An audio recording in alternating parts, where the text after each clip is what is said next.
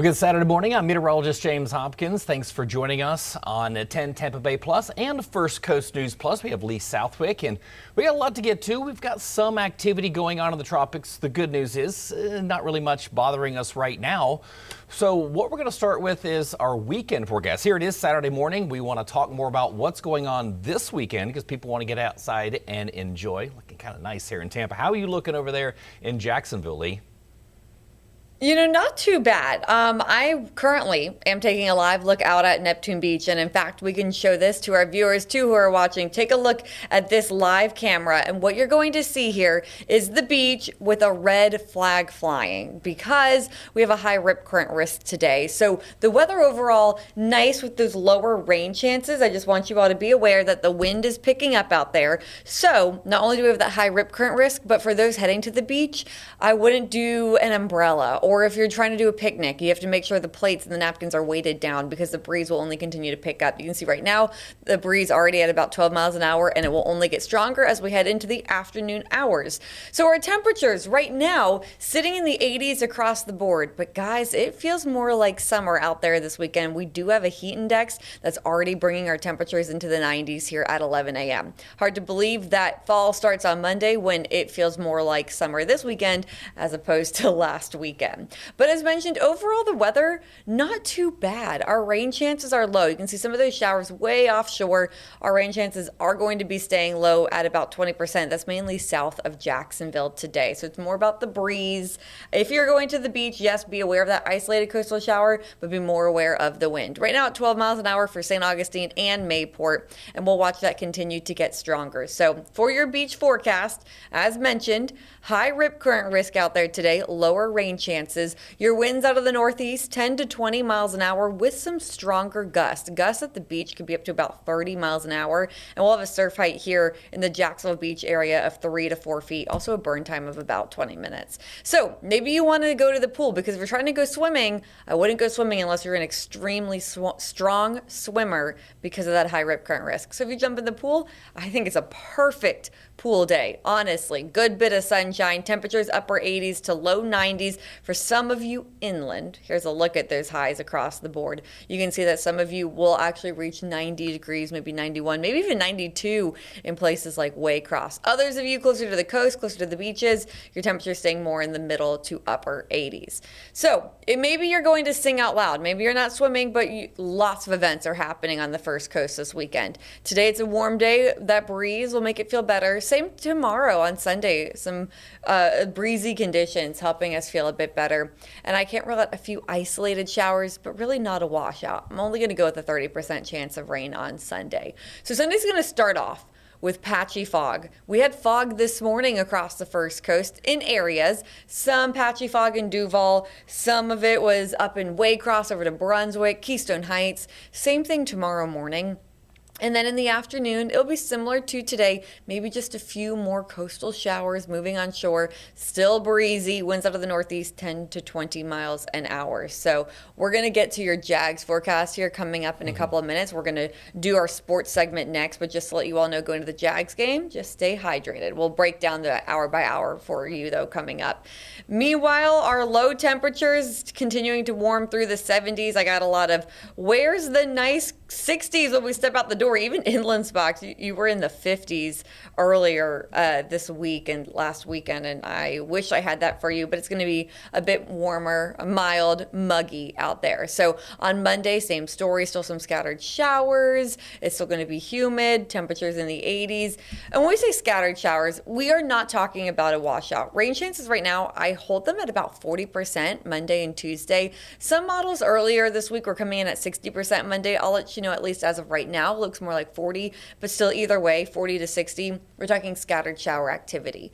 So while it might be nice if you have outdoor weekend plans to have the drier weather, we do need the rain. Recently, we've been getting coastal showers, but then inland spots have been staying dry. And so when we look at our drought monitor here across the First Coast, our inland spots are abnormally dry. So where the rain chances are today, more of those coastal areas. Same tomorrow, more coastal showers. We need some rain for those inland spots. But when we take a look at my 7-day forecast, we don't have overwhelming rain chances. They are staying lower. Now, as mentioned, Monday is the first day of fall. Will it feel like fall here in Jacksonville?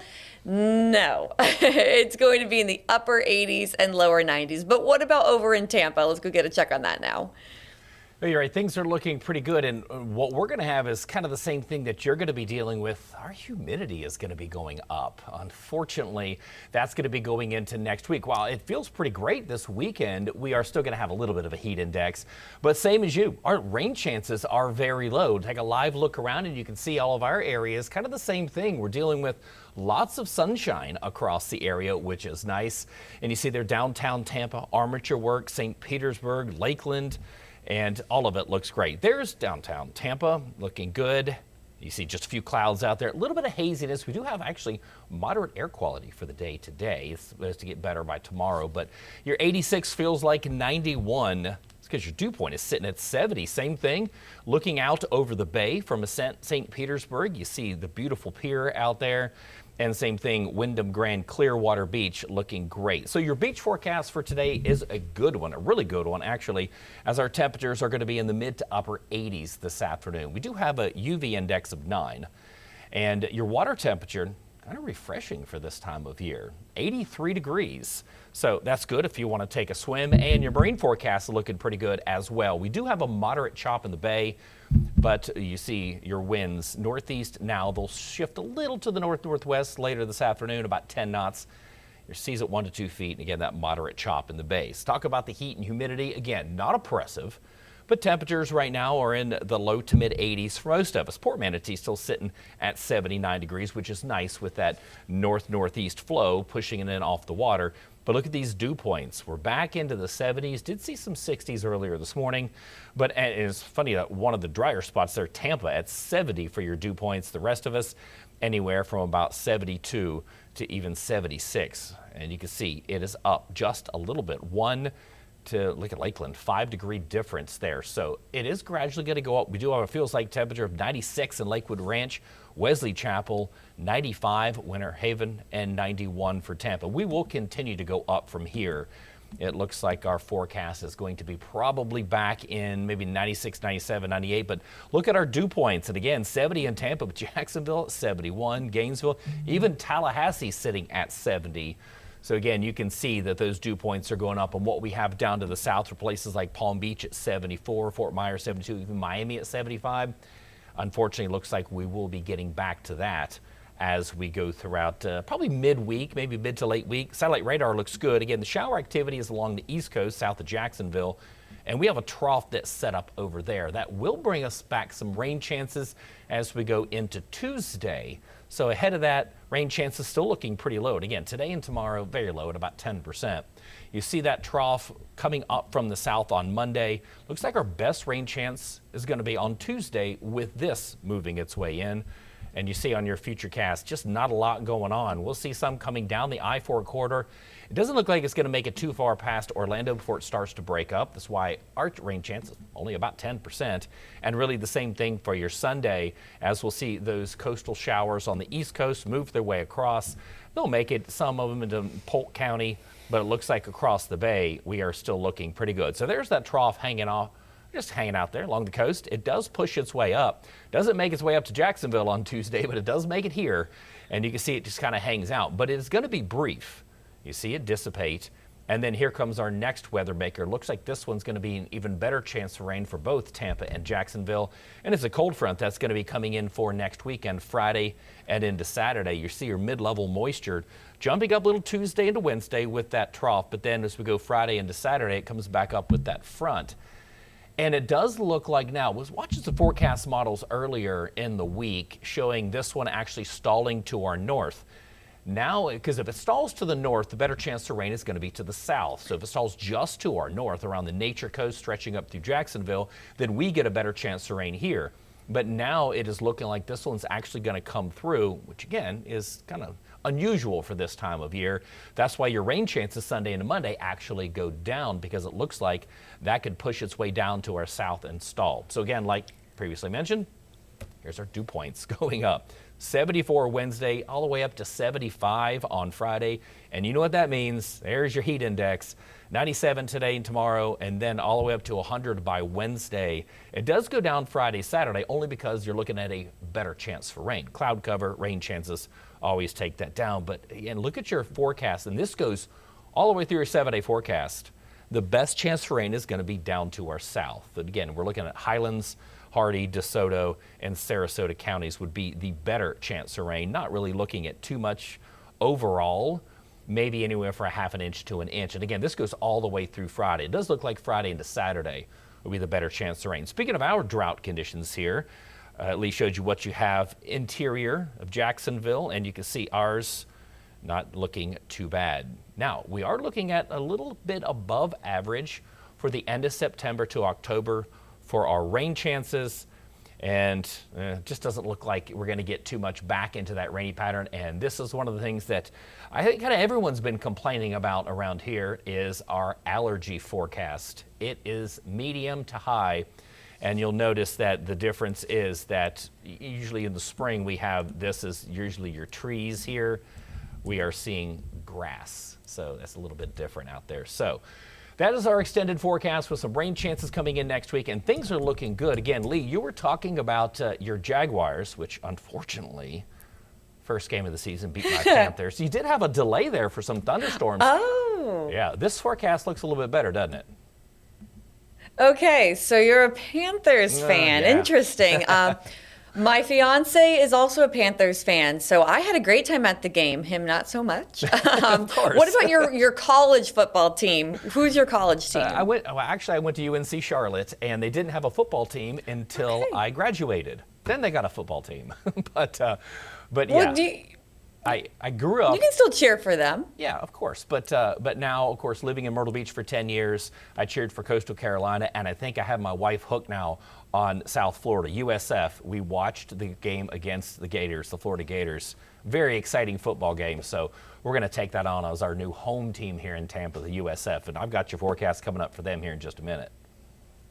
Okay, perfect. Well, let's start with college football then. I gave you a dig as a Jags fan, but you dug me right back since I'm a Gator, so that's only fair. And now we're going to hurt my heart, and we're going to take a look out at Florida State University. Noles also having a great season so far. So take a live look. It is beautiful, Tallahassee. Look how gorgeous it is. Nothing but those blue skies. Also, of course, we're keeping an eye on Miami Gardens. There's Hard Rock Stadium. Not the best camera. That's what I could find for you all because, of course, we got two big games for us here. So if you're going to Tallahassee, kickoff at 3:30 p.m., it's going to be hot. Right around 94 degrees. Good bit of sunshine. I think there's only about a 20% chance of rain over in Tallahassee. It's more all about the heat. Please stay hydrated, stay safe. And then if you are heading down to Miami Gardens, Gators taking on the Canes, 84 degrees. So it's a night game, 7:30 p.m. And so it'll be, back in the 80s. However, it is humid there. And so feels like temperatures are going to be in the 90s at kickoff. So still prepare if you are going to Miami, or maybe you're traveling there right now and streaming us. Be prepared for it to be hot and humid. Hot, more humid, feeling worse than it feels right now in Jacksonville and Tampa Bay. So something to keep an eye on. And for the Dogs, UGA, you are off this weekend. So let's move into the NFL.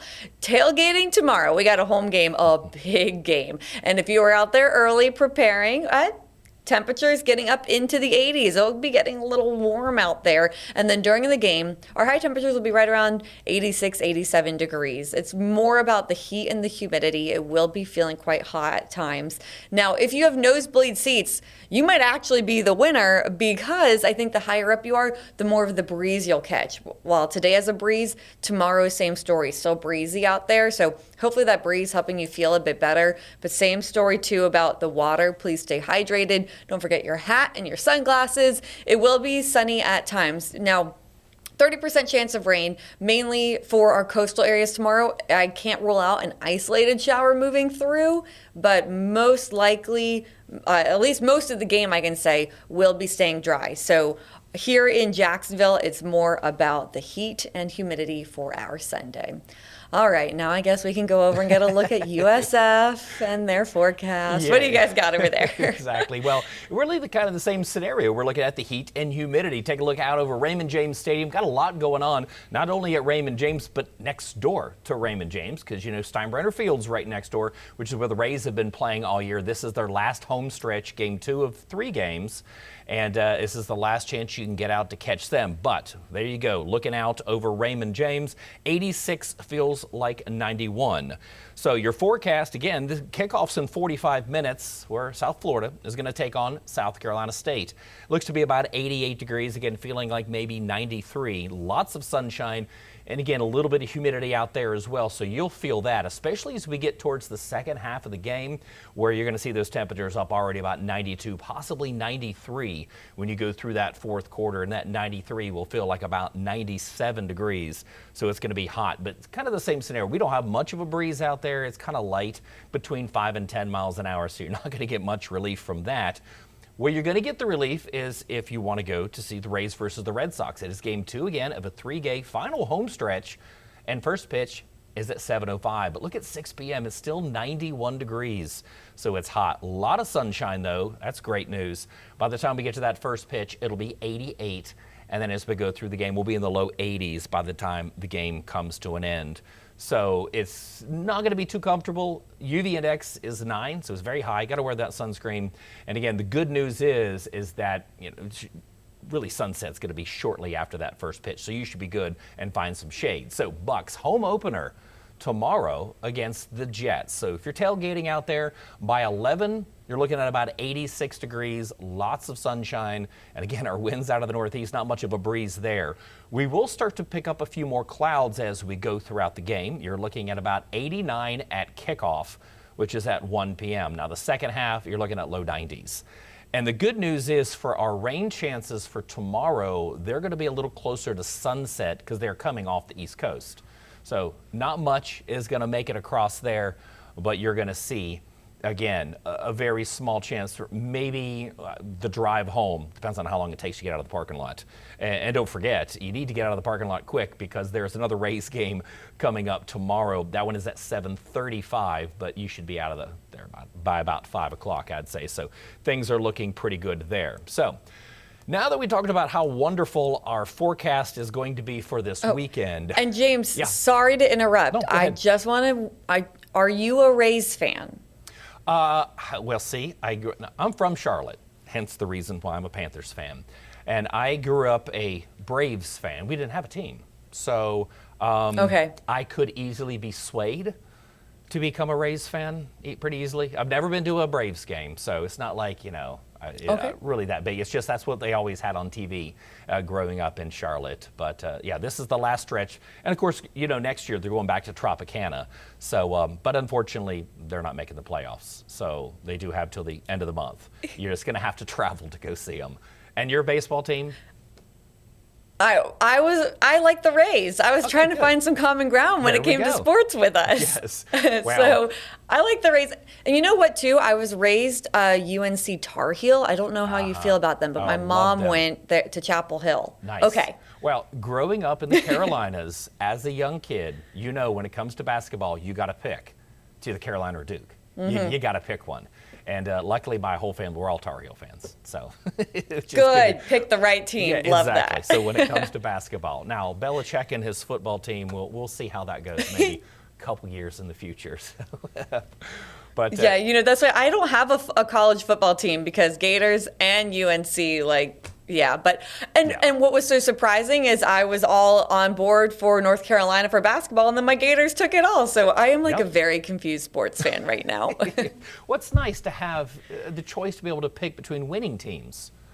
Not like me and the Panthers. You're right, which I don't have with football. So at least I had, Exactly. had that with basketball. All right, now let's get to tropics, as you said, because it is active out there in the Atlantic. Yeah, we got Tropical Storm Gabrielle, and it did actually strengthen. Here is your latest run. It didn't do much overnight to early this morning, but now it's up to 60-mile-per-hour winds.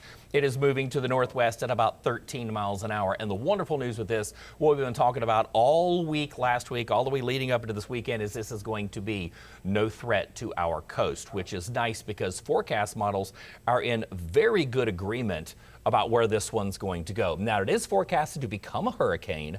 That's going to be sometime, maybe even early tomorrow morning. But I want to point this out right here. So here is Bermuda.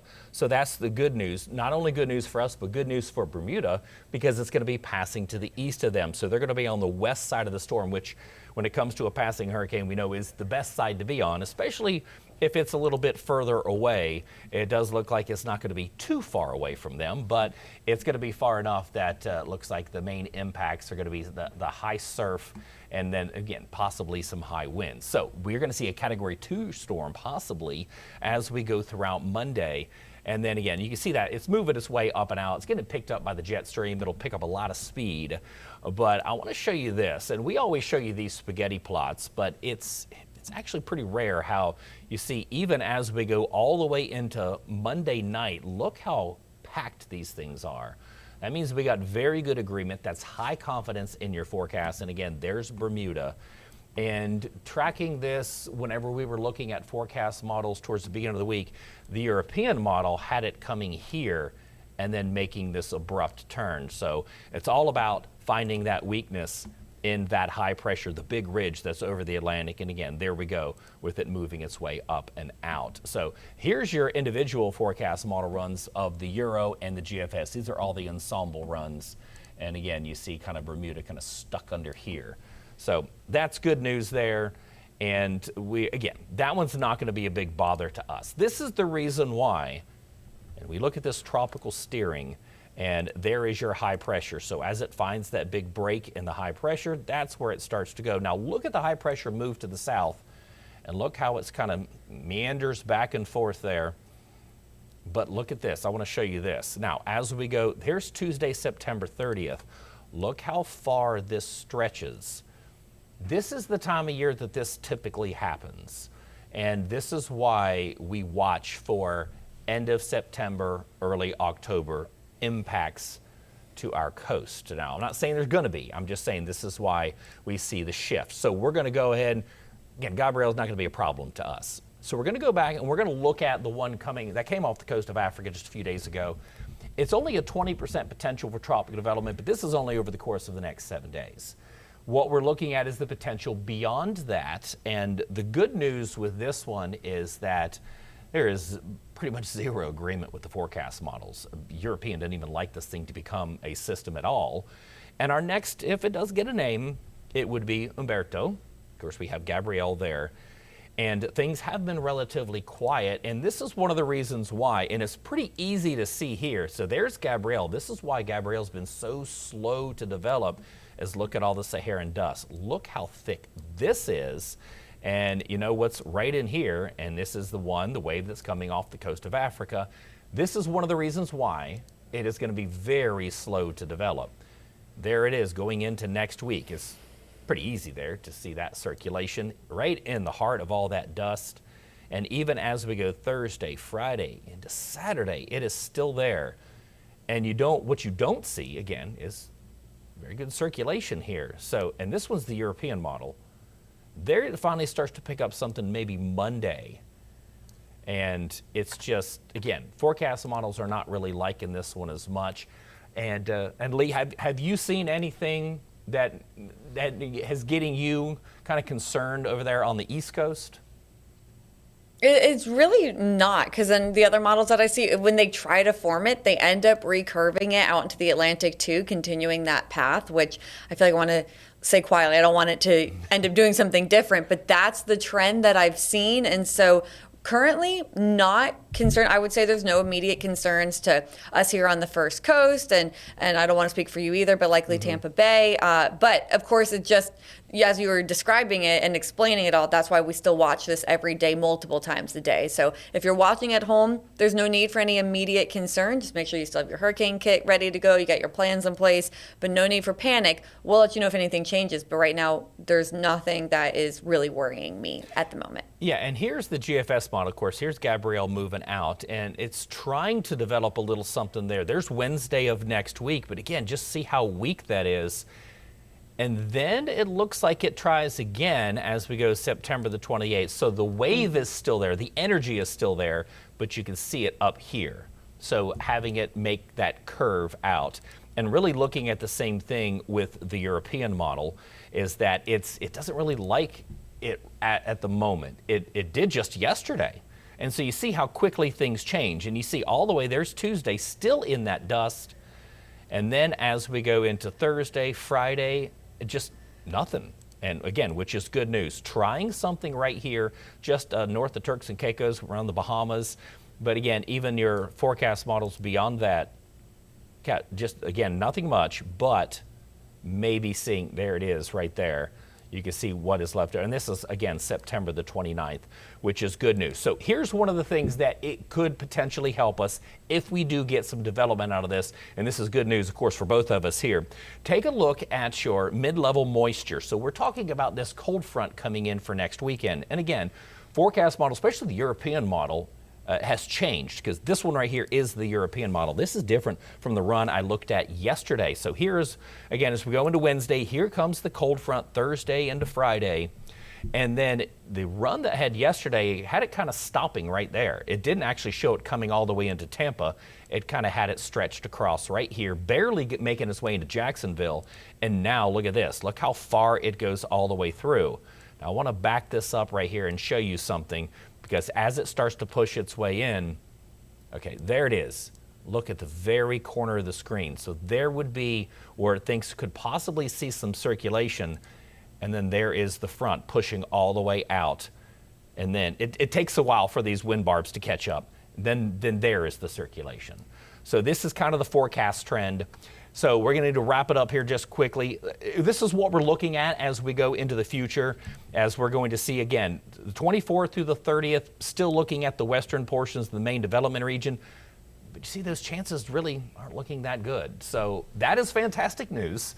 So we have hopefully root on some of our sports teams to have a great weekend. And of course, this is what you and I will keep a very close eye on as we go throughout this weekend and all the way through next weekend.